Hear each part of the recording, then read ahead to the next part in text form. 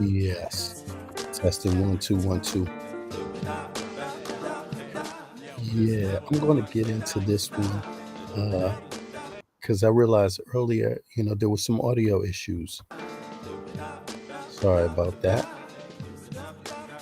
I hope everyone can hear me now. You should be able to. The signals are coming up now, so hopefully that's a good sign that you can. But 2 seconds. I think I can also check the audio settings real quick. 2 seconds. If you can hear me, just put a 1 in the chat.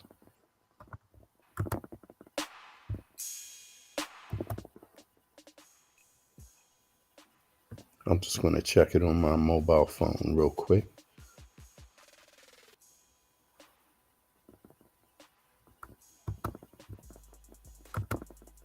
Okay. Can you hear me, Donnie? Yeah, okay, I hope so.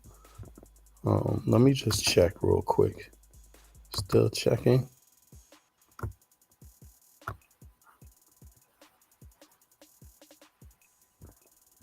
Yeah, because I did this live earlier, and when I played it back, somebody told me the audio wasn't working, and I played it back, and I realized it wasn't working for a while, you know?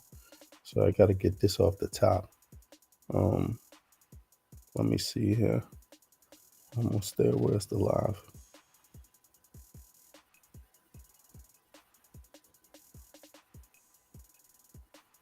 Here we go.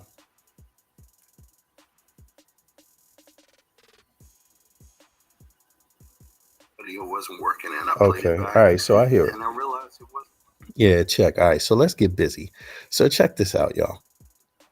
I just wanted to do this. This is so, and for me, I felt it was important to just document this. This is ridiculous. Now, Trump was on Joe Rogan's show, obviously, right?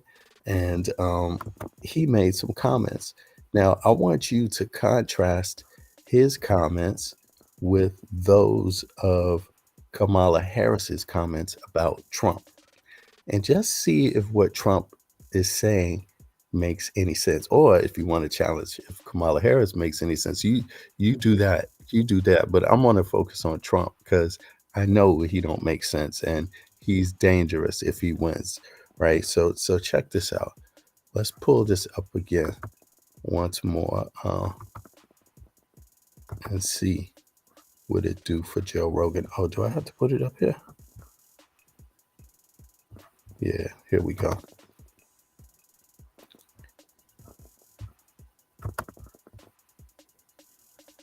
Right. I think I had a great relationship with the military. I didn't like certain people. I would have gotten them out if I thought if the election was different, I would have fired, all of them quickly. Most of them I did fire. He should have fired every military person involved with Afghanistan.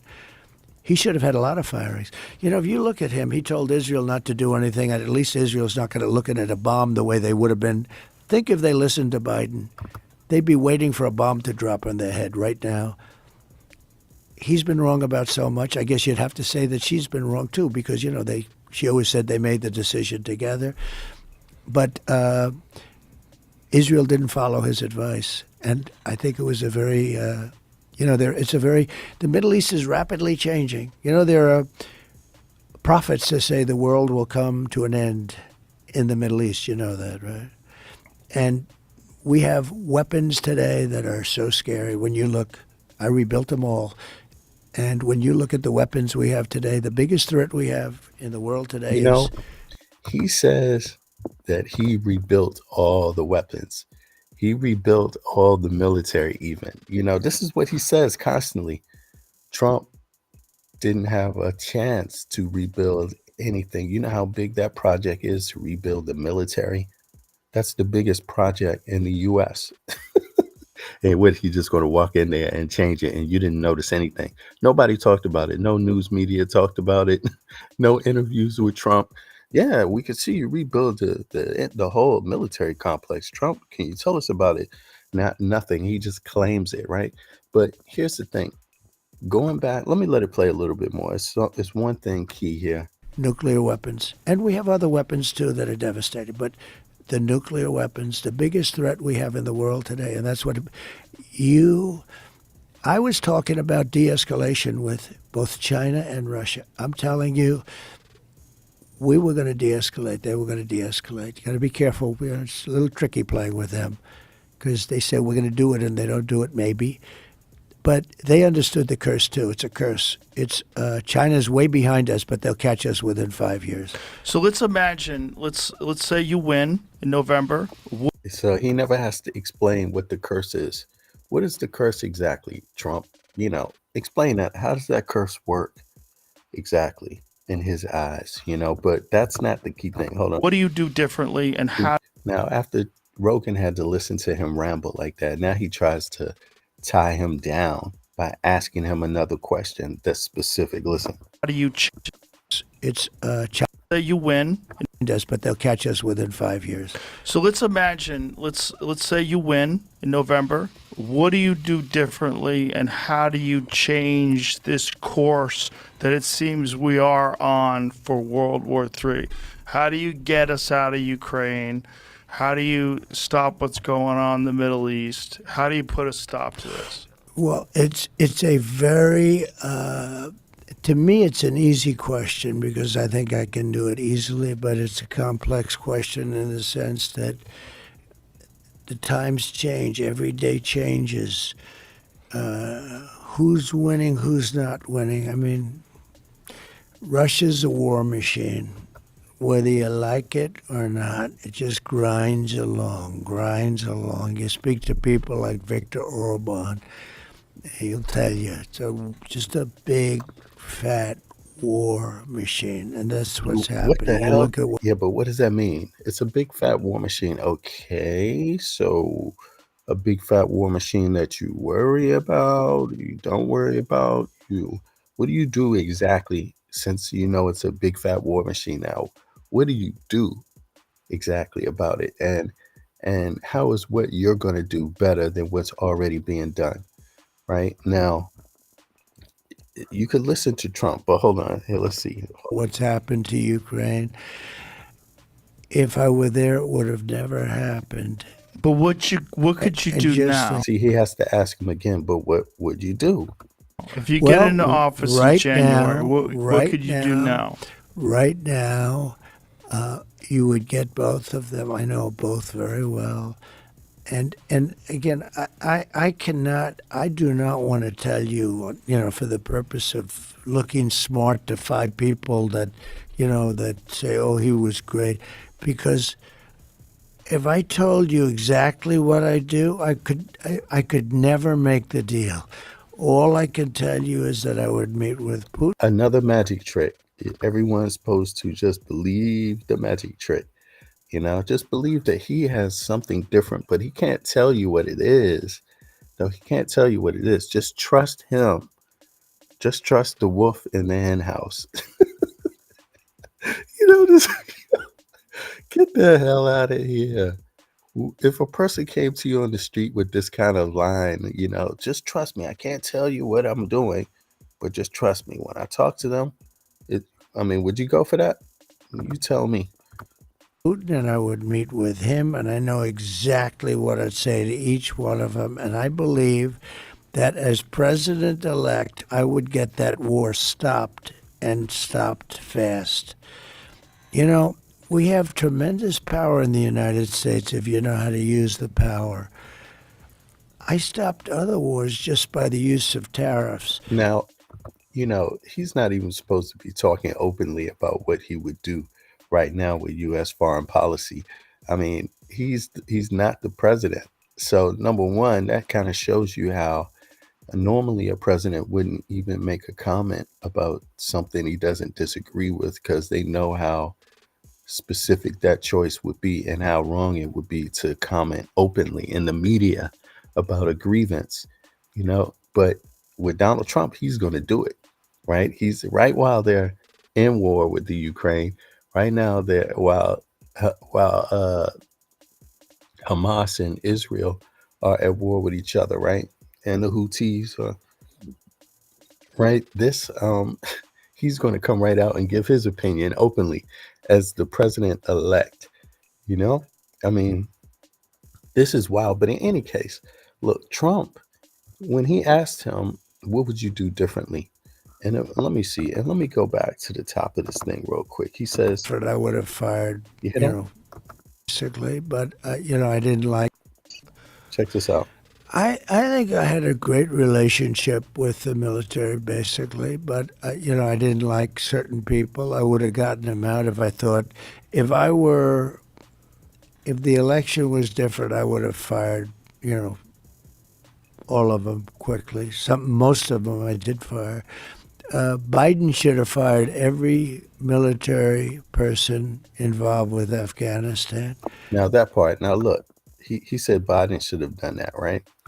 Now, let's see here. I hope you can hear this. Let me know if you can hear this.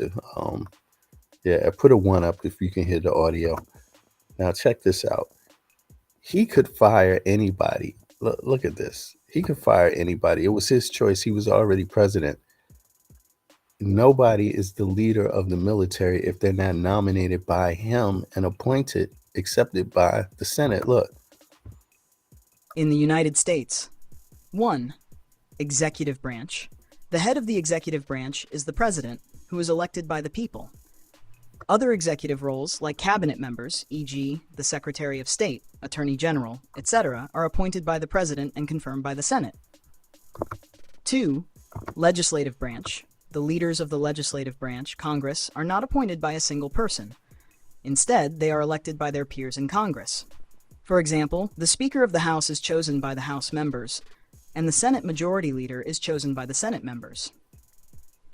3. Judicial branch. The head of the judicial branch, the Chief Justice of the United States, and other federal judges are appointed by the President and confirmed by the Senate. 4. Military leadership. The President serves as the Commander-in-Chief of the military, You hear?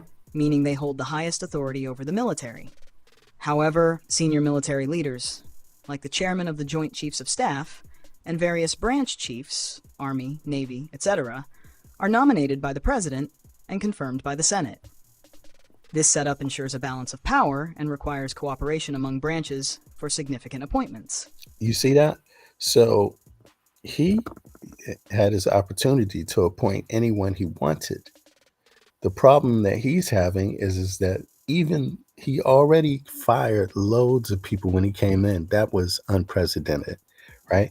But he couldn't run anything after. And so because of that, you see, so his ineffectiveness is purely his own doing, his own fault, right? His own, governance, poor governance. Anything he's complaining about, he's really complaining about him because the buck stops with him. You see, especially when it comes to military, right? Because the president is the head of what? The military. In the United States, 1. Executive branch. The head of the executive branch is the President, who is elected by the people. Other executive roles, like cabinet members, e.g., the Secretary of State, Attorney General, etc., are appointed by the President and confirmed by the Senate. 2. Legislative branch. The leaders of the legislative branch, Congress, are not appointed by a single person. Instead, they are elected by their peers in Congress. For example, the Speaker of the House is chosen by the House. Commander-in-Chief of the military, meaning they hold the highest authority over the military. However, senior military leaders, like the Chairman of the Joint Chiefs of Staff and various branch chiefs, Army, Navy, etc., are nominated by the President and confirmed by the Senate. Right. You see? So, right. So you have that. Now, he could have nominated anybody he wanted, but the point is that he already got rid of so many people. You can't do that. It's like, it doesn't make sense. It's like saying gutting the system without replacing roles, competent people. So you can't replace competent people with people you disagree with. That's different, and Trump has a problem with that because everyone keeps telling him that what he wants to do is insane and crazy and will harm the U.S. And he keeps saying, I'm going to do it anyway. The problem is the system. That's what he keeps saying, essentially. Now, this is what Kamala Harris said about Trump when she was asked about him. Now, check this out. And welcome, we are live from Chester Township, Pennsylvania, Delaware County, one of the critical counties around Philadelphia that will help determine who wins the White House. Welcome to CNN's presidential town hall with the Democratic nominee, Vice President Kamala Harris. I'm Anderson Cooper. Now, in this room, we have assembled a group of 32 Pennsylvania voters who say they are still undecided or persuadable. All of them are registered to vote. Right. He would meet with Putin and agree not to give Ukraine any more aid. He would let Putin take Ukraine. Exactly.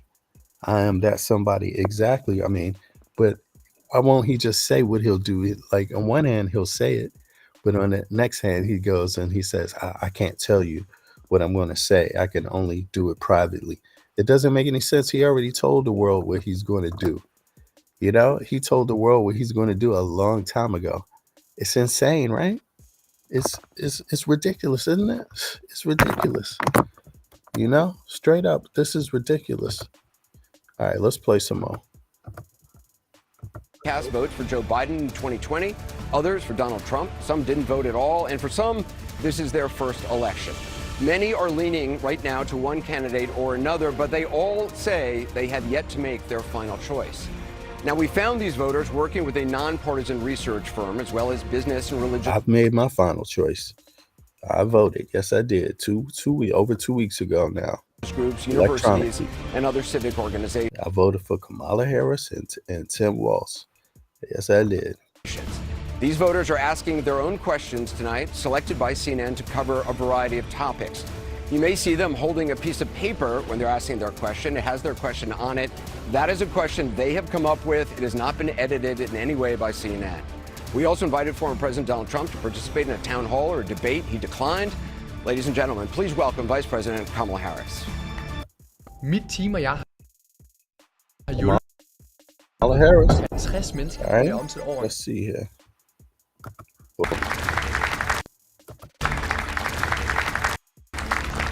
Vice President, thank you. Appreciate it. Thank you. Thank you Good so evening, much. everyone. Good evening. Thanks so much for being with us. We're going to get to the audience in just a second. I want to start by asking you, though, for weeks you have been calling Donald Trump unstable, unhinged. You've called him dangerous. You've quoted. Let me know how the audio is doing. Is the audio good? Let me know how the audio is. All right, check this out. General Milley recently, who called him a fascist. Today, you quoted General Kelly, who said that Trump repeatedly praised Hitler. Yeah. But there are tens of millions of Americans right now who have heard all those things and they don't buy it, or even if they do, they're still going to vote for Donald Trump. He's arguably more popular now than ever. You have 13 days to go. What do you say to those voters to convince them? Because some of them are in this room. Sure, and I thank you all for taking the time to be here. And You know what? You said the undecided voters. Yeah. You know, it's just they don't. It's a depth thing. Like, they don't take it seriously when it's so deep. They don't know how to face it. That's how I look at it. A lot of people, they've been told. I look at people as victims. Like, if they're undecided, they're victims of disinformation. Like, they're being told the truth. Like, you could see here when people say this is what Trump thinks. The people that worked around him, the very people he appointed himself, right? The very people he said, this is the best person to do the job. I choose them. Those are the people that are saying he's a lunatic. You see? So, and he's saying he's fascist, you know, at heart. So in a way, I think, and then you have on the other side, a lot of people saying, no, they're just making that up. It's a conspiracy against him. Yeah, it's only against Trump, the conspiracy. Anybody that turns against him, it's because they turned him over. They did something to do that. You know, everybody's against Trump. Everybody's against Trump. Those are like, to me, those are like, they sound like victims, to be honest. So undecided people. The perpetrators are the people that are decided. You could say, I've decided, but I've decided for Harris and Walz. Like, you could call it whatever you want. You know, to me, I believe what they're saying. And I just think that there's so much disinformation out there, not to just started and recently, but in general, there's always been this anti-US government disinformation out there. And I think it's been, decades where now it's just exploded into people, into the population where people are believing the weirdest things that don't make rational sense. Again, don't make rational sense. What I call rational is this: if you pay taxes, the least you could do is vote. That's what I call rational. I'm not saying that took a lot of effort. I'm saying it's rational. It has meaning to it, endless meaning. Even if it doesn't pay you $1 million right now, today, this second, it has deep meaning, because at the very least, you have said your own word on it because you pay taxes. There's people that don't even want to say their own word. They don't even want their own word heard. What sense could that make? What sense could that make? But there's people that are so, I call them victimized, that they feel that way. They just don't know what the right action is. It's like, you have the information, make a choice. One side is telling you this man is dangerous, right? And these are all the people that worked around him, and plus others, in his private life or professional life before the presidency, right? All those other situations, the fraud in New York City, right? Because there's that too. And then there's this sexual assault. Um, uh, what are they called? Adjudications, right? On Trump. So, but here's what they say in contrast. Now, we heard Trump on Joe Rogan just like say things that aren't true, you know? You can't give him an inch because he will take a mile. The fact of the matter is that he himself appointed, yes, the general, the Joint Chief of Staff that isn't coming out against him. Anyone that worked under him, under his leadership in the military, is appointed by him. The leader is appointed by him, the Joint Chiefs of Staff. So, and then they have to be approved by the Senate. So we know that this wasn't just anybody talking about him. It's somebody he appoints, you see?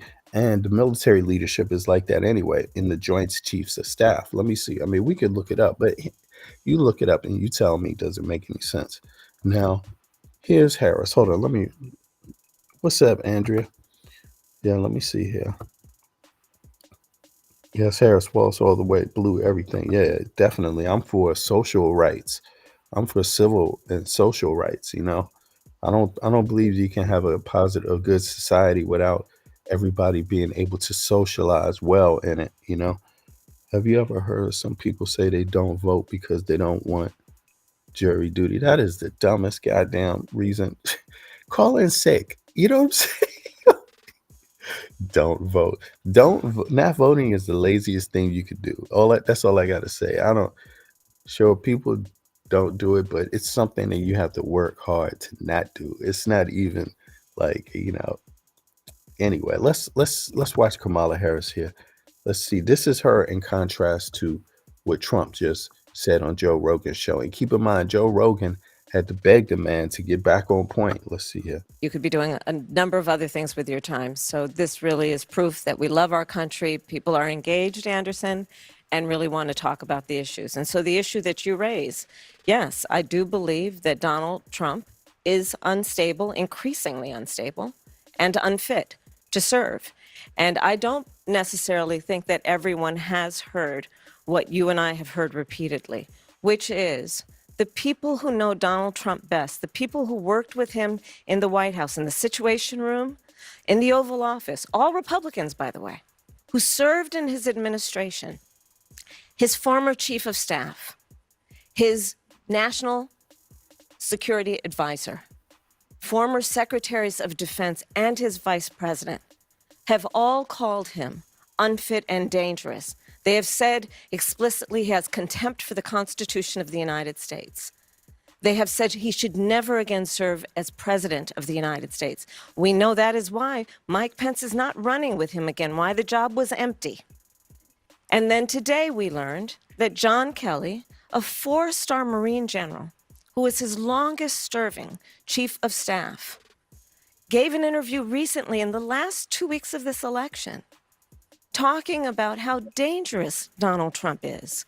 And I think one has to think about, why would someone who served with him, who is not political, a 4-star Marine general, why is he telling the American people now? And frankly, I think of it as he's just putting out a 911 call to the American people. Understand what could happen if Donald Trump were back in the White House. And this time, we must take very seriously those folks who knew him best and who were career people are not going to be there to hold him back. At least before, there were folks who we know what he would say, but they would restrain him. Imagine now Donald Trump in the Oval Office, in the Situation Room. He who has openly admired dictators, said he would be a dictator on day one. The former chairman of the Joint Chiefs of Staff has said he is a fascist to the core. So I think that when the American people reflect, especially those who are undecided, on who you should listen to, don't take my word for it. In fact, go online and listen to John Kelly, his voice, talking about what he thinks of Donald Trump 2 weeks before the election, because I think we all know, to your point, Anderson, it is close, but there are undecided voters who clearly, by being here, have an open mind, want to talk in a way that is grounded in issues and fact.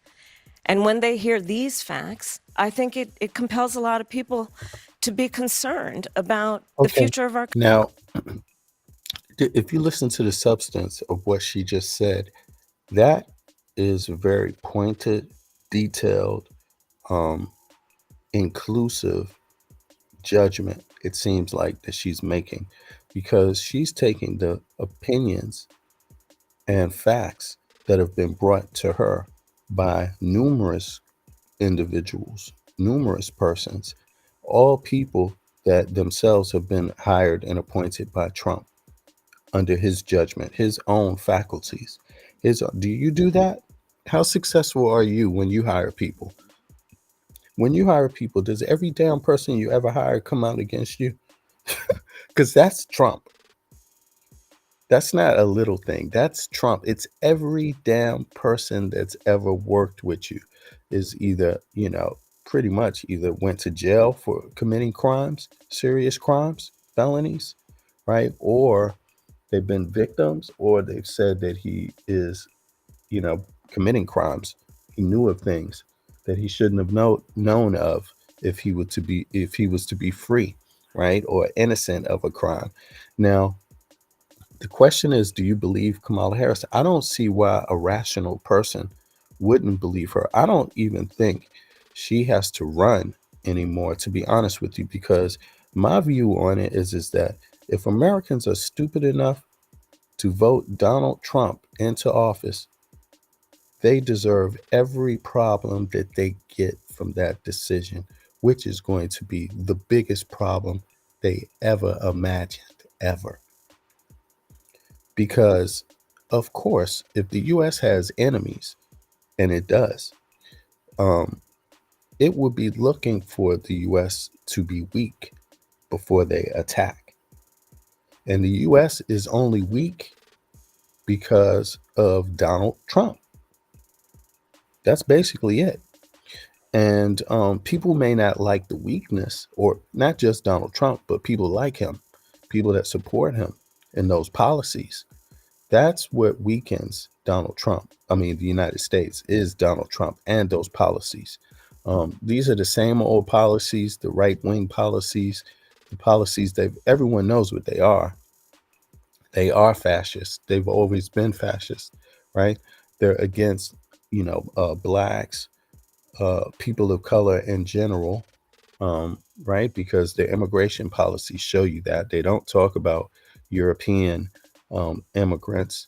They're only talking about others. They're not, they're assuming that the problem always starts with the other people, never themselves, right? And that's where the whole policing of America comes up, where there's more police officers in black communities than other communities. So how do you lock people up for the same crimes if there's no police there? Yeah, that's a great question. The weed policies, how they always wanted in the Republican states to keep the weed policy strict so they could always have a reason to pull you over, search your car, search your possessions, search you. That's body politics. Well, democratic states changed that. They started passing laws saying, hey, fuck this. We're tired of spending money on this in our courts, and we're tired of weed being used by the police as an excuse to harass. So they did something about it. Now, it's very rational. You could look, any person can investigate what I just said, and you will find those things to be true. Just investigate them state by state.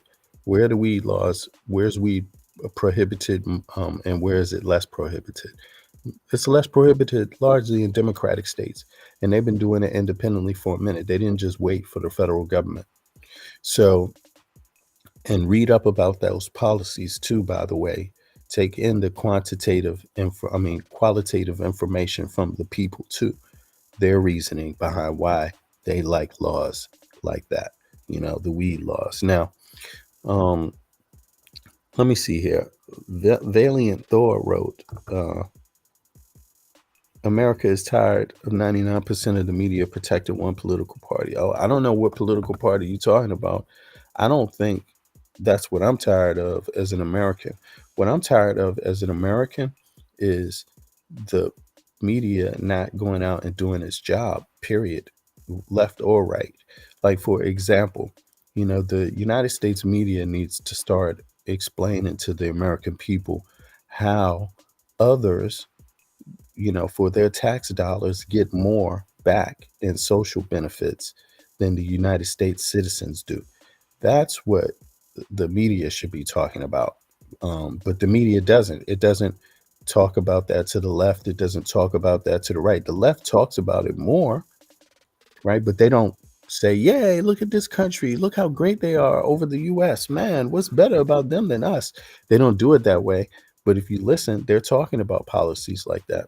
But if you listen to the right, they're calling policies like that, communist, socialism, without even pointing to a country either, and without even examining the country. There's no socialist country anymore that exists. All the countries in the West are capitalistic. So what are they talking about when they're calling universal health care program socialistic? What are they talking about when they call a pay everybody to go to school program socialistic, when the economies that are funding that aren't socialistic economies? They're capitalistic economies that are doing it. They're just doing social business different in the tax system than the United States is, So, oh yeah, but the chat is open for subscribers. If you subscribe, you can get into the chat. I forgot to put it up sometimes for subscribers, but it is because, you can subscribe. I'll support you. You support me. Let's see here. But I didn't hear something rational coming from Trump. So let me just play this back here so you can hear this again, what he just said. I think I had a great relationship with the military, basically, but, I didn't like certain people. I would have gotten them out if I thought, if the election was different, I would have fired, all of them quickly. Most of them I did fire. Biden should have fired every... Look, the Joint Chiefs of Staff, the highest in the military, is coming out against Trump. These are people he selected himself over others. These are people that, because of his nomination, had to go through Senate hearings just to be approved. People he chose specifically. The highest in the military, not even just one, really. I believe in total is two, really. Yeah. And both well respected, but particularly one right now. Let me see. Who are the let me see something here. Let me see who these leaders are. Who are the military leaders speaking out against Trump? Let's see here. General Mark Miley, former chairman of the Joint Chiefs of Staff. General James Mattis, former Secretary of Defense. Yep, that's an appointee. Look, let me see here. Let me pull this back up. Here we go. So y'all can hear this real quick. Some notable military leaders have publicly expressed concerns about former President Donald Trump and his approach to military matters, democracy, and national security. A few prominent figures include one General Mark Milley, former chairman of the Joint Chiefs of Staff. He has openly voiced concerns about Trump's rhetoric and actions, particularly around events leading up to the January 6th Capitol riots and issues regarding the 2020 election. In statements and interviews, Milley emphasized his commitment to keeping the military apolitical. 2. General James Mattis, former Secretary of Defense and retired Marine Corps General. Mattis criticized Trump after resigning from his post in 2018. He has called Trump's actions divisive and cautioned against a disregard for the values of democracy. 3. Admiral William McRaven, a retired Navy SEAL and former head of U.S. Special Operations Command. McRaven has openly criticized Trump's leadership style and policy decisions, emphasizing the importance of integrity, competence, and respect for allies. 4. General John Kelly, Trump's former White House Chief of Staff and a retired Marine Corps General. Kelly has since expressed concern about Trump's approach to the office and national security issues, particularly as it pertains to military honors and respect for service members. These leaders have voiced their concerns primarily through interviews, public letters, and media commentary, generally emphasizing the importance of constitutional principles and the apolitical nature of the military. Okay, so General John Kelly, he was the White House Chief of Staff, but he was a retired general, but he wasn't in the Joint Chief. He wasn't in the Joint Chiefs of Staff, which is the head of the military. But General Mark Miley was, right? So, and he's appointed by Trump. Former Secretary of Defense, that is a Trump appointee criticized, yeah? So, Admiral William McRaven, a retired Navy SEAL, former head of the U.S. Special Operations Command, he's not a Trump appointee, but he's somebody that worked with Trump. Or has criticized him openly. General John Kelly, right, there we have it. So, and these are just some of the people. These are not all of the people. These are just some. I mean, the list has got to be in the hundreds of like ranking government officials that are totally, have something negative to say. But the ones that I think people should focus on are the ones that Harris is saying that are just like, these are the ones that are right in your face. His own people, the people he appointed himself, are saying these kind of horrific things. So I think if you can't make a choice right now, then you're basically, you're a victim of disinformation. Like, because it's very clear choices to be made. There's very, very clear choices. One party, one voice, not party, but one voice is telling you, here are other voices that work with this person that said this person did this, this, and this. Now, how often could that happen to you in your business before they would start calling you either a bad businessman or guilty? Because look, just think about that. Could you survive in business if all of these people, after working with you, said these things on record? Could you survive in business? I would say, hell no. You would never survive in business that way. But here you're elected, you have the opportunity to elect a president, and that's your choice. Your choice is a person who is known by everyone in their life to have violated every opportunity ever given to them to work with anyone over the most serious matters in your life. Or you, oh my goodness, even. Or you can listen to the voice that is telling you, hey, this dude is nuts. This guy Trump is completely nuts, and these people are telling you why. Let me go back and play this. Let's see. She's asked flat out, what does she think? Does she think he's a But 32 Pennsylvania voters who say they are still others for Donald Trump all say a variety of topics. Donald Trump to participate. Come on, man. Donald. Here we go. We're going to get to the audience in just a second. I want to start by asking you, though, for weeks you have been calling Donald Trump unstable, unhinged. You've called him dangerous. You've quoted General Milley recently, who called him a fascist. Today, you quoted General Kelly, who said that Trump repeatedly praised Hitler. Yeah. But there are tens of millions of Americans right now who have heard all those things, and they don't buy it, or even if they do, they're still going to vote for Donald Trump. He's arguably more popular now than ever. You have 13 days to go. What do you say to those voters to convince them? Because some of them are in this room. Sure, and I thank you all for taking the time to be here. And you could be doing a number of other things with your time. So this really is proof that we love our country. People are engaged, Anderson, and really want to talk about the issues. And so the issue that you raise, yes, I do believe that Donald Trump is unstable, increasingly unstable, and unfit to serve.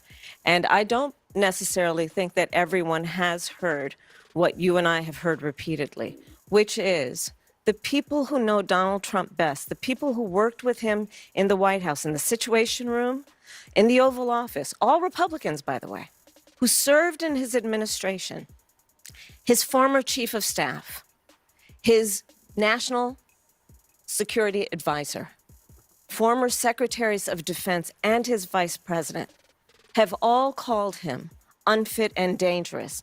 They have said explicitly he has contempt for the Constitution of the United States. They have said he should never again serve as president of the United States. We know that is why Mike Pence is not running with him again, why the job was empty. And then today we learned that John... Right.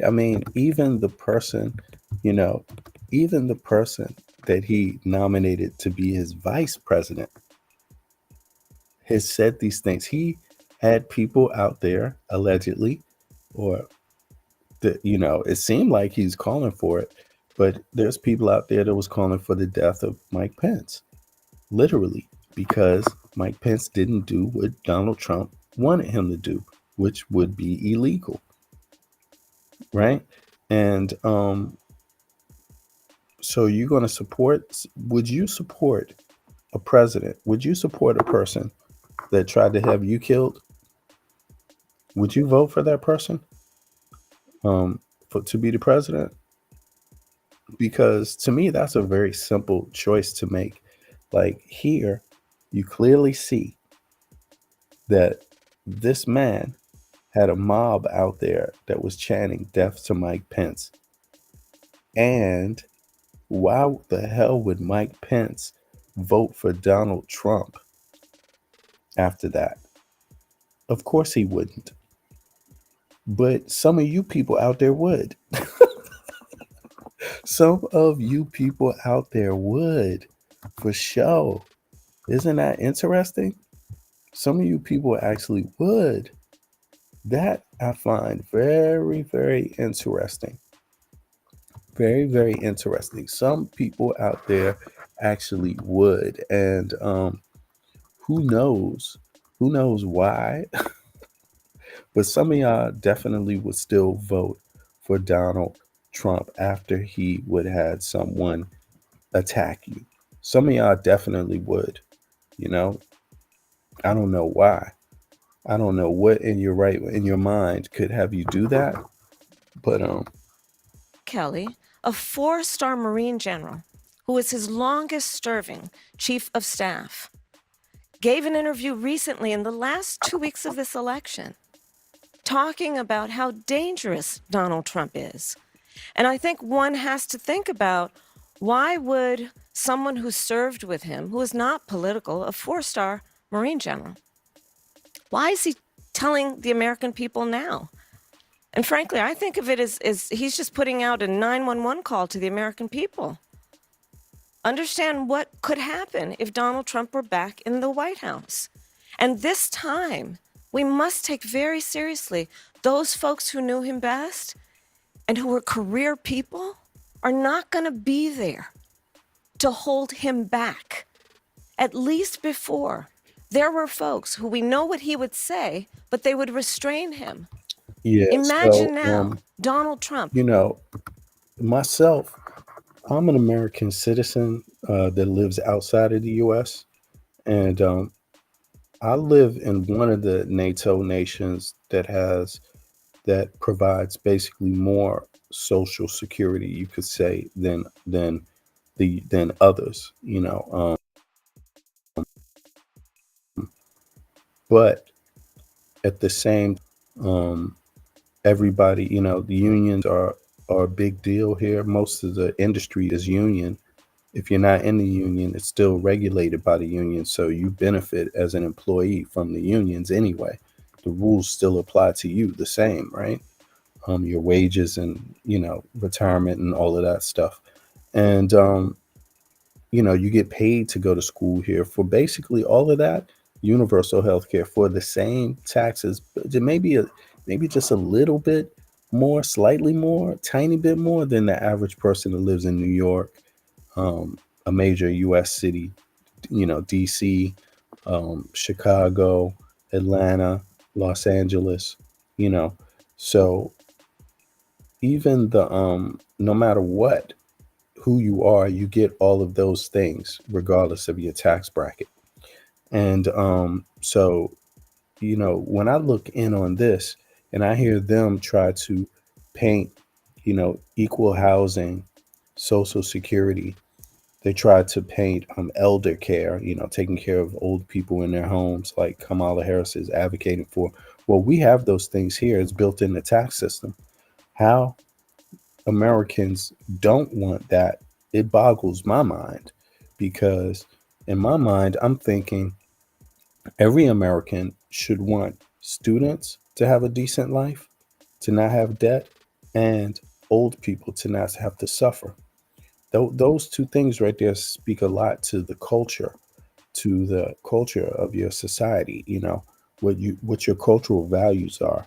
And when I hear people trying to demean those basic things, think about what type of person would be against old people getting home care in the richest nation that's ever existed on earth, the most powerful one also. Who would be against that? Really? You see what I mean? When people with less power are all unilaterally okay with that. People with less power. They figure it takes less money to do this, so why not do it, right? And the US says it takes less money to do this, but why not? We should still not do it. That's what they say. You basically pay more for medicine and shit like that because the law says you can. You can pay more. Yes, you can. You can. That was the law, you know? So there's a lot of rational things that the Democratic Party runs on that people that are against their platform can't really explain rationally, right? Most of the people that are voting for Trump are poor white people that would benefit from all of the things that Kamala Harris is talking about. They vote against them, not because these things aren't good for them. They vote against them because they've just been told there's a boogeyman out there and Donald Trump is going to fix it. Donald Trump is going to, only him can fix the boogeyman, except he comes out speaking fascism. I mean, speaking fascist things, of course, because of course the fascist is the only one they believe can fix the problem, because the real problem they're having is the color of people, you know, the quote unquote ethnic differences. How is a South American ethnically different from a North American? They have more in common with them than any other people on earth.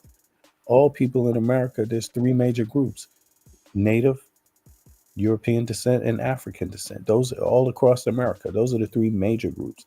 Then you have Asian also, right? Now, what's culturally different? All of America is Christian. What's culturally different? There's not one Muslim nation in America. What's culturally different? What music do we listen to? How's our music culturally different? You see, so they're having really problems with race essentially because the cultural thing is not even there.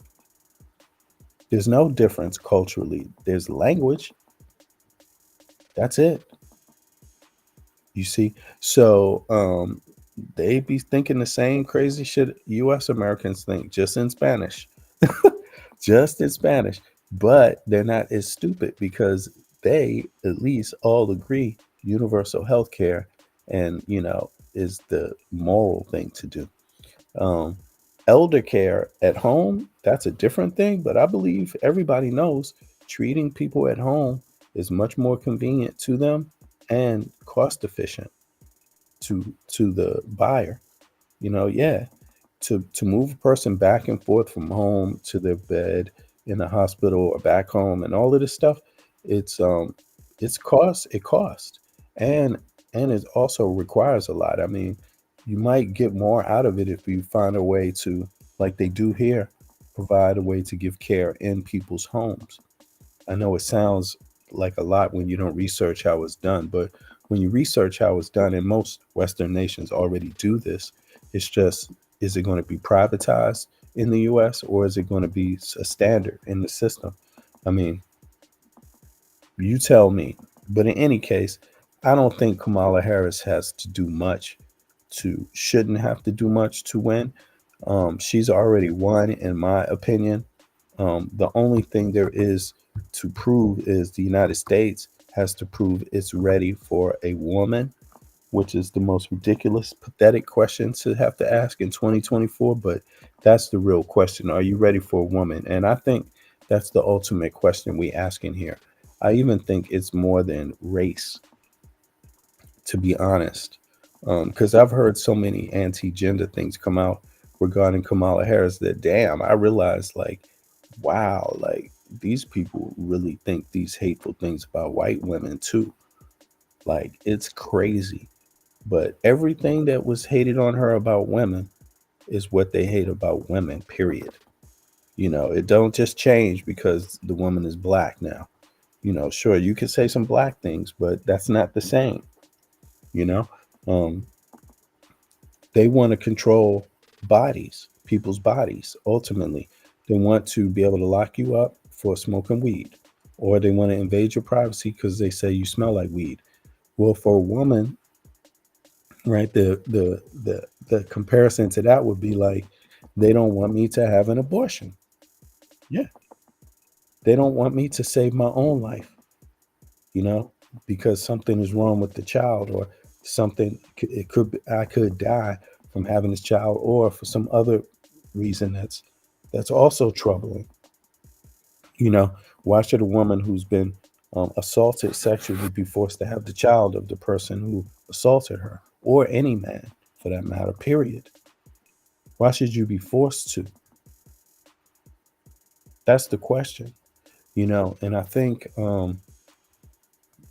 nobody should be able to say that a woman or a person should be forced to do something over their own body. And that's the exact problem with how they tell this story. Like, they make the transgender thing sounds deeper than what it is, too. It is that simple. How do you tell somebody else what to do with their own body? How do you do that? Where does your freedom of yourself stop? Well, your freedom of yourself should stop at harming other people. That's where it stops with everybody else. So the same rules should apply, but this is not what the right wing wants. They want control over people's bodies to to actually oppress them. That's really the reason. It's not like any other ingenious reason or intelligent reason. It's not to make society a better place. Wrong. Because they would have done that. Look at how that works with the weed law. So they smell the weed. They can search your car. They can search your property for the weed. Anything else can happen after that. They could tell you to get your license. You reach for your license, and you could be shot just because they said they smell some weed. You see, that's not there because they wanted to fix the problem. That's there because they wanted a problem. You see, and it's the same thing with trying to go into a woman's life and determine when she's allowed to have an abortion and when she's not. There's so many different reasons why an abortion would happen, that you need to err on the side of women's judgment first, and then use scientific process maybe to discuss some things. But men do it all the time. Men go out there and clip off their thing. Why are you changing your body? Why do men get a vasectomy? Why is that legal? Why don't we stop that? Well, because men say they don't want to always risk having a child when they have relations with a woman. That's what they say. Okay, shouldn't we stop that also, or what? What are we going to do about that? Or what are we going to do about the other surgeries that go on to men's private parts because they could die or something negative could happen to them? What are we going to do? Where do we draw the line? If you catch cancer in your pee-wee, should you be allowed to, should somebody tell you, nah, you can't cut that shit off. You got to leave it on, bro. You got to leave cancer on your wee-wee, even though it's going to kill you, because God said so. What are you going to do? Who makes that judgment for you? I just think at this point, Kamala Harris, she's definitely proven her point. Maybe not to a person that is leaning fascist, but that shouldn't be her job alone to stand against fascism, systemic or otherwise. That's on the people. And if the people want fascism, that's what the people are going to get. Also, if the people allow fascism to bully them, that's what they're going to get. And this is a case of, are you going to allow fascism to bully you or not? And if you're a country full of people that ain't got no problem being bullied while you pay your taxes, then hey, it's on you. That's how I see it, y'all. In any case, let me do a little scroll through, man. Oh, let me look. Let me see. My fault. Did I miss something in the chat there? Let me see. After Jan 6, all bets are off. Why this even a close race? Yeah, I don't even think it's a close. I think they muddied the polling system. That's what I heard. That there's a lot of money being spread around, and so there's more polls than there normally would be. And those polls, they don't do the polling by trying to exclude polls. So if you create a certain number yourself, 4 or 5 or 6 of them, some of that is going to spill into the polls that already exist. That's the theory, but I don't think it's close. Judging by the activity on the ground, not just the polling, but what eyewitnesses say, the bottom line is they say far less people are showing up for Trump rallies than Kamala Harris rallies. So you would have to think, why isn't that reflected in the polls? And the reason why it's not reflected in the polls is because, the polling is flawed. The polling's not really there, Yeah, but again, I think if people, the bottom line here is that I agree. They've shaken up the polling. Matter of fact, let me do something real quick. Let's check in on that. Polling. I think the Midas Touch did something about that recently regarding the polling and how some 2 days ago. Okay, let me see here. Let me go over to this. Yeah, exactly. This guy, he's in the Midas Touch Network, and he's following some really, solid polling apparently, but he's going to talk about it a little bit here. Let me see where he goes into it though, because I don't want to play the whole thing. Is it here? Right. Is it this? Okay. Recently, I wonder what you wrote. I wonder what it says about the psychology of each party's relative base. That the GOP fundraising emails, and I'll go and say their posts on social media as well, are super confident, generally talking about by how much they are winning, while the emails and the communications and posts from Democrats are something along the lines of, Tom, we are all doomed, exclamation point, exclamation point. But I want to just delve into that because that is a reality too. You know, you speak to someone that you know who's MAGA, they go, we've got this in the bag. You speak to someone on the Democratic side, they go, I'm nervous about this. So let's just start 30,000 foot view. Then we'll get into the specific states, the various pollings, the early vote return. But give us your 30,000 view first, then we'll go to Simon. Yeah. Let me know if you can and hear this the is audio. something that I've started calling asymmetric anxiety because it's just it's funny. And this is not, by the way, the first cycle that we've experienced this. We've all lived through this before. And even if you just think over the last few cycles, it's this time of year where the MAGA enthusiasts are most confident. The last few cycles, they've gotten pretty quiet after Election Day. So they're having their moment. But, you know, what we're actually seeing is a remarkably stable race. I think we've been a little bit spoiled by that because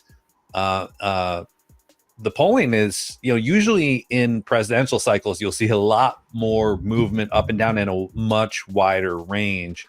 And it's just remarkably stable now. And, you know, as we've talked about, the real focus at this point, when we sort of set aside and say, look, when you're looking at the real polls, and Simon will do a much better job than I to help people understand what we should be looking at there. It's going to tell us that this is likely to be a very close race. And so then it's a question of turnout. And what are our best indicators of turnout? Well, it's the actions people are taking. It's the voter registration data that we've been talking about for weeks now, showing when we talk about asymmetry, it's been asymmetrical in favor of Democrats in the last several weeks since Vice President Harris became the nominee. We see that continuing on the voter registration front, which is a good sign for turnout. And then on the early vote front, look, we knew Republicans were going to vote early in bigger numbers this time around relative to 4 years ago, because 4 years ago, Donald Trump told them that voting early was fraudulent, especially mail voting. Meanwhile, Democrats were very COVID conscious. So we anticipated that. In fact, I wrote about that probably a month ago before any of this started, saying this is what we need to watch out. I don't want to cut the point off. You know, the point is a big one they're about to make, but if I can shorten it and then I'm going to play it, let them finish explaining it. It's about the type of data they're collecting outside of just polling, right? They're also doing data about how big the crowd sizes are at each event. And they could see that the Trump crowd sizes are going down. The Democrat crowd sizes are persisting. Now, when you look at that, and then you look at also registering to vote, how many new registrants are there in each party? And when you take those two data and you compare that to the polling data, right, which is when it's nationally, it's generally likely voters and 1,000 respondents. And each time they say this, you know, they test 1,000 people in each poll, right? Then they compile all those national polls that collected 1,000 here, 1,000 there people, and then they choose the outcome, the most likely outcome. It doesn't factor in the crowd sizes, and it doesn't factor in the registering to vote size, right? So that's why they say, you know, right now it's looking like a tight race, but the momentum is with the Democrats because then they're pivoting to looking at crowd sizes and registering how many people are registering to vote, right? Now, and so Republicans may got a good number of people voting early, using early voting, which ironically Trump has been against, has been challenging early voting in any Democratic state, but he's fine with it when it's in a Republican state. You know, they can see that data, but the question is that on election night, will it follow through? Will it maintain itself? And if there hasn't been high registration turnout and there hasn't been high enthusiasm among those voters, then it's more likely to be in favor of Kamala Harris. But let you, they're going to say it now and break it down in political terms. We're not seeing anything unexpected. In fact, to the extent that there are surprises in the early vote, it's generally positive numbers in some of these states. Everything is consistent with where we thought things would be for quite some time now, which is a close competitive election. So, that's the high level at this moment.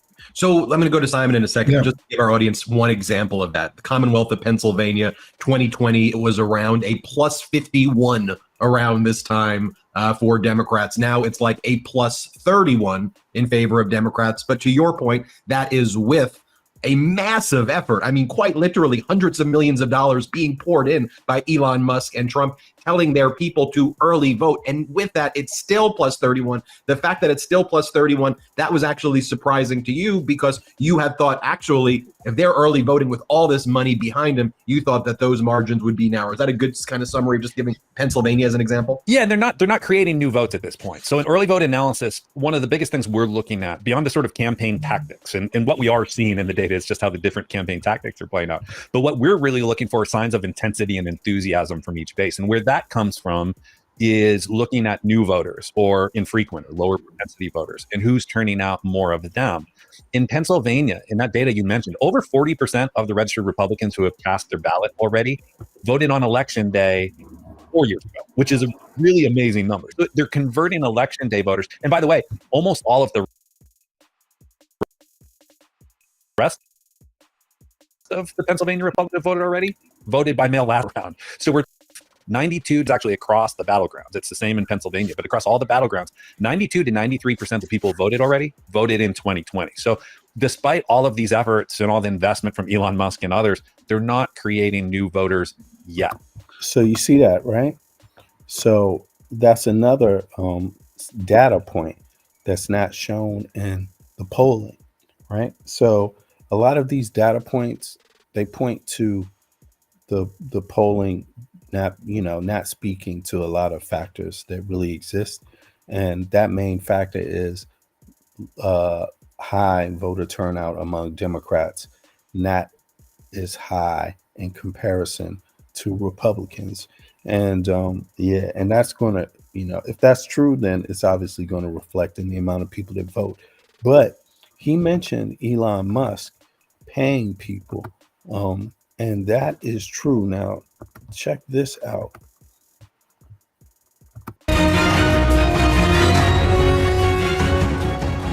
Welcome back. Videos are flooding social media now of billionaire Elon Musk's $1 million giveaway to voters in swing states. To qualify, you've got to sign a petition supporting the First and Second Amendments. But there's a catch. You can only sign the petition if you're a registered voter. Critics have questioned whether that move is legal or not, but Musk's PAC says they're confident it is. So chances are you heard about that, but probably not this. A different effort to appeal to swing state vote, an organization that calls itself Progress 2028.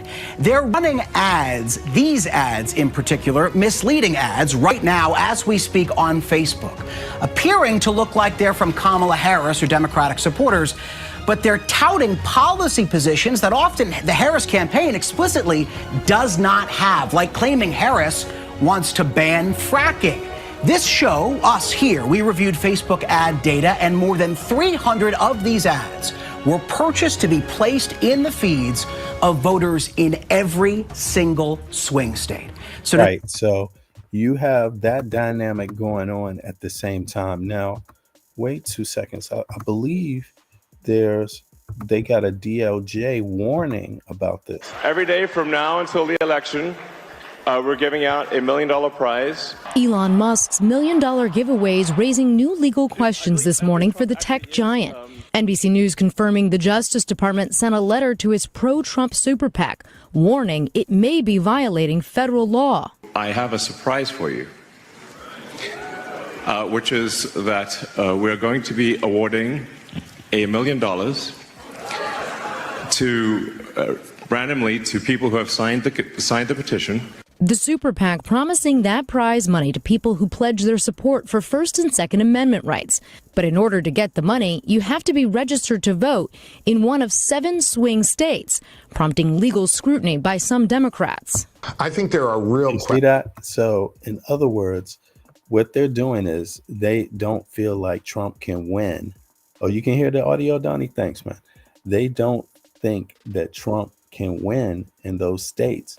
So they're trying to get people that are not registered already to register because they're betting on them being Republicans, right? This is crazy that they do that, but to me, that's what it sounds like they're talking about here. Questions. Promising that prize money to people who pledge their support for First and Second Amendment rights. But in order to get the money, you have to be registered to vote in one of 7 swing states. So it's only the swing states. Exactly. So there you have it. It's politically, they're attempting to buy votes. Prompting legal scrutiny by some Democrats. I think there are real questions with how he is spending money in this race. I think it's something that law enforcement could take a look at. The Justice Department has declined to comment, but federal law prohibits paying people to register to vote.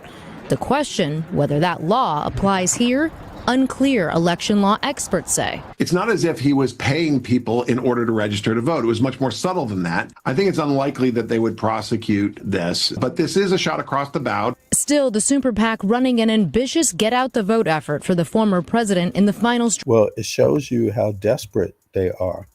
And because when you have a person that's willing to, come right up to the line of the law, essentially, and, play games with whether they're crossing it or not. I mean, no matter what, they're willing to pay for votes. That's what this is. So it doesn't matter what their legal specifications is. That for the crime to be a crime, that still they were the intent was to pay for votes. It's obvious, right? They may argue it different, but this is something else. Let me see something. What things worth knowing? What are you saying? You don't think Harris is not? No, I don't know what makes you think that. But no, I'm not saying that. I'm saying the opposite. I don't know how you came up with that conclusion, but what I'm saying is that this stunt by Elon Musk to pay people to register to vote, and under the pledge that they support the what is it, Second Amendment or First, something like that, yeah, the right to bear arms, right? Or is it the free speech one? Is it number 1 or 2? I forget. But in any case, they're asking you to pledge in one of those battleground states. So it's illegal to pay people to register to vote or for vote. But the way that they word it in a subtle way, it's asking them to register to vote if you know what the options are. If they're to follow that, the obvious option would be like they're voting for Trump persons, right? So, but in any case, I'm saying they're doing that because Trump is desperate. Obviously, he's looking for votes. He's desperate. That's a desperate move. Everybody can clearly understand that. You only go to that length when you don't believe the numbers are in your favor. And would you go into a McDonald's if you were Trump, a barbershop? You ever seen Trump in a barbershop? In a Well, he's been doing that lately. And he's been doing the Kentucky Fried Chicken McDonald's thing too, I guess, or French fry thing at McDonald's. Also, these are signs of desperation, but also backed up with the data that they're getting on the ground. Low voter turnout. I mean, not low voter turnout, low rally turnout for Trump. Yes, that's not in the polling that they're taking, but that's a data point you could use to reflect on the polling. So the polling on the national level says it's a tight race, but everywhere they go to a Trump rally, they're saying it's low rally turnout versus the Democratic rallies, high rally turnout. So when you factor that in, you think like, okay, how realistic is it? Then when you look at the amount of early voters, a lot have been Republicans, but a lot of those are registered. High registration turnouts have been heavy in the Democratic side. So, and early voting, but definitely registration. So when you take the registration and you put that up against the polling, the national polling that the news media is doing, it shows you the lean is in Harris's favor. And Trump's actions show you that, he's feeling the heat. He sees Harris, the lean is in Harris's favor. So he's out to get any kind of votes. Oh, hold on. Let me see here. I didn't say that right. Okay. Do you think that her chances are extremely good? Yes, that's what I've been saying. That's what I've been saying. I think her chances are, and if I look at the data, I think the chances are she's in the lead right now, in a good lead. I don't think the race is as tight as the national polling by the media has been done. That's what I think. So let's play a little bit more of this. Stretch of the race, with Musk himself pouring at least $75 million into the PAC for Trump, which has been posting these videos of people who have won the sweepstakes. Now, it's unclear if the DOJ actually brings a criminal case against Musk for this, with voter registration in Pennsylvania having already ended this past Monday. Now, we reached out to Musk and his super PAC for a comment on all of this, but have not heard back, and he has not posted on X about it yet. Yeah, so, basically, when you feel like you can win, you don't resort to these kind of desperate things. So Elon Musk is tied to Trump, obviously. So Trump is aware of it, even though he's going to claim to not be aware or know anything about it, as he normally does and typically does with anything that, that could look like he's involved. Yeah, folks, that is the other thing. Now, the last thing I wanted to touch on was this election in, what is it, in Texas, right? What's this guy's name? There's a guy running in Texas, and it looks like he's a Dem that might win. Hold on. Or is he a Dem that might win? Who's the guy that, right, this early voting, right, it's for this one. This is the, what election is this right here? We began our lives in the forests and mountains in northern Sweden. What the hell? Thank you. Tarrant County is reporting record turnout for day one of early voting. More than 52,000 people have already voted. That is more than 10,000 votes more than the day one total 4 years ago. The population has grown and voter registration is up, but there is also clearly a very high interest in voting early. Fox 4's Stephen Dial is live in Arlington tonight. Stephen. Now, there's been some attacks around the country recently regarding like there was a voter registration box burnt up. I think another one shot up or something. But let me let this play first.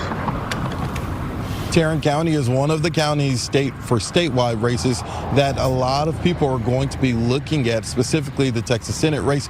Polls just closed in Tarrant and Dallas County. Some people trickling out behind me, but a lot of energy today. There's no way I wasn't going to miss this vote. North Texas voters wasted no time in getting to the polls Monday morning. This election's very important, the most important ever. At Fretz Park Library in far north Dallas, some voters stood in line Monday morning for about an hour. This is my first time I became a citizen a couple of years ago. We saw lines from the air at... So there you have it. Crime going on right there. Everybody voting for Trump. Look, there was a crime. She just became a citizen and now she's voting. Crime. Tarrant County polling locations in Crowley and also in Keller. The future of the country is really important. I think we need, especially for the younger generation, a better tomorrow. At places like Tarrant County College Southeast, we also saw long lines around lunchtime. Around 1 p.m., the county saw nearly 32,000 voters. In 2020... Yeah, so what is this? Is this the governor race? Is it governor or is it the Senate? I think it's the Senate. Texas experienced record-breaking. So you can see something's going on in Texas. There is... Man, Texas is... I think it's the Senate. But I think it's high voter turnout because of both. But this is the one that I was talking about. This guy is getting walked all over. Ted Cruz. I don't know how Ted Cruz can win this because he's been made a fool him going into debates has proven to be hazardous to him, because the other guy running against him is well prepared. Today doing so, Trump will be as well. And a congressman from that state, Colin Allred, announced yesterday that his campaign for U.S. Senate raised an additional $11 million in just the past 16 days. That brings his campaign's total to more than $80 million in his battle to unseat incumbent Republican Senator Ted Cruz. At the same time, the congressman has focused on abortion health care as a key issue after Texas implemented its strict, near total abortion ban, which is highlighted in this new campaign ad. She would have been our third baby. My second. Our first. Our second and third baby. Our baby would never survive. And now my life was on the line. And the care we needed was denied. Because of Ted Cruz and the extremist abortion ban. A ban with no exception for rape, incest, or our health. If you're experiencing pregnancy complications in Texas, you're in danger. It's that simple. And it's Ted Cruz and the anti-abortion extremists' fault. That's a powerful ad. And earlier this week, NBC's Ryan Nobles pressed Senator Cruz on that issue. Here's part of that exchange. So I answered that question many times. And what I said is, I agree with the United States Supreme Court. But isn't your personal preference relevant here? I mean, you're a leader in the state, you're elected statewide. And so I recognize you don't like my answer. No, but that's okay. My answer You're not answering it. No, I am answering it. You just don't like it. What I am saying is that is a decision for the state legislature and the governor. Just to make clear, then you're not in favor of a national ban on abortion. That's what you mean by Texas has one law, California has another. Every state is going so you to wouldn't adopt. Support that legislation. There's not going to be a national ban. And by the way, Donald Trump. You wouldn't vote for it. By the way, Donald Trump said he would veto any national ban. And Congressman Allred joins us now. He will be speaking later today. Of course, that's Ted Cruz going back on his words, what he's been saying the last, 6 years, At the Harris rally in Houston, which will also feature Beyonce and Willie Nelson. Congressman, thank you for joining us this morning. Abortion rights, abortion health care will be front and center at that rally today. Texas, as you well know, has some of the most restrictive laws in the nation. That was Senator Cruz sidestepping the question about whether he'd support a national abortion ban or not. Talk to us about what today means, the vice president there talking about this important issue. Yeah, thank you. Thanks for having me on. Good morning. What you just saw there is what Texans are so sick and tired of. Is this guy who has spent his entire career trying to and putting in place this abortion ban, who's introduced a national abortion ban 5 times in the United States Senate, who on the debate stage with me wouldn't answer the question and was badgering the moderator saying, why are you asking me about this, and won't answer that question, is still trying to hide from the results of what he's done to our state. And they're very real. And I know these women, all the folks you just saw in that ad are friends of mine, and what they've been through is wrong. And in Texas, we believe in freedom. I'm a 4th-generation Texan. This is not it. And so we're going to beat Ted Cruz. We're going to make Roe v. Wade the law of the land again, and we're going to highlight that again tonight. Hi, Congressman. It's Molly John Fast. In Texas, SB 8 actually was enacted a year before the end of Roe. And so you guys have had an abortion ban functionally for a year longer than the rest of the country. It has led to this recent study from Johns Hopkins about increased infant death in your state. Yep. Can you talk about that? Yeah. We've seen an enormous spike in infant death. We've had a 56% increase in our maternal mortality rate. Molly, we've had 20% of... that shows you that a lot of the people that claim that say they're against abortion, many of the people are misinformed about what abortion is. Sadly, a lot of them, they're not understanding that there's a lot of other things that are going on with the child's health or the mother's health, or both, when these things are happening. And a lot of times they make it sound like abortion means that the child was going to live a happy, healthy life. No, a lot of the times, and I'm not saying that that's where the law should be, but I believe that the law should definitely be here.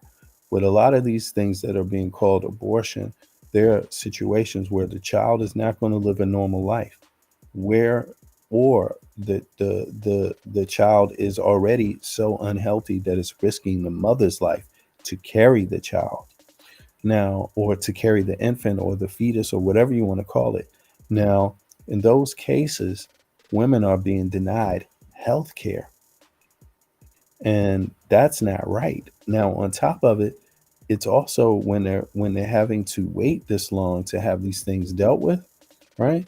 Um, or in the manner which they're being dealt with, a lot of times it's stopping the women from being able to have birth later when they try to give birth to a child that they were forced to carry. You see, like there's a lot of dimensions to this. And unfortunately, I think that a lot of people that are anti this, they're just really misinformed about what's going on. But how could you be misinformed about being pregnant by someone who sexually assaulted you and wanting an abortion and having your state tell you, nope, you got to carry that person's abortion? Who says okay to that? That is a mean-spirited person who does that. That's a person who really hasn't thought about this at all or has no compassion for people, also. But yeah, again, abortion often is not what a lot of anti-abortion people believe it is. They're being told it's something different than what it is. And I've even heard people try to say that, oh, we're losing more lives. Black women have more abortions. It's like, are you out of your mind, man? It's not that they're having more abortions, that they're killing a life. They're having health problems, brother, that that if they don't have these things, often their own life is at risk. That's what's going on. And if you follow the data and follow the data about, women in healthcare, you will see that Black women are more at risk of like having, birth issues giving birth, straight up. So, yeah, on any case, I'm out of here, folks. Thanks for joining me today. Let me see things worth knowing. Yeah. Donnie, yeah, you registered and everything. Okay, that's good. I hope so. I hope everybody's registered and ready to vote or voted already. If you registered, register or vote. If you didn't register, register and then vote. But vote this election. And I am that somebody. Yeah, yeah. Jan 6. Yeah. After Jan 6, the shit was off to me. Valiant Thor. I hope you subscribed. Yeah. Thanks for coming through. And who else? Yeah. Okay, I got everybody. And Andrea was here. Yo, peace out to y'all. I might be back later on today. Let me see. I'm not sure, but I just wanted to do this one over because yeah, the audio was bad indeed. So I can't leave y'all hanging like that. But I appreciate everybody. I'll be back at you soon. Bless.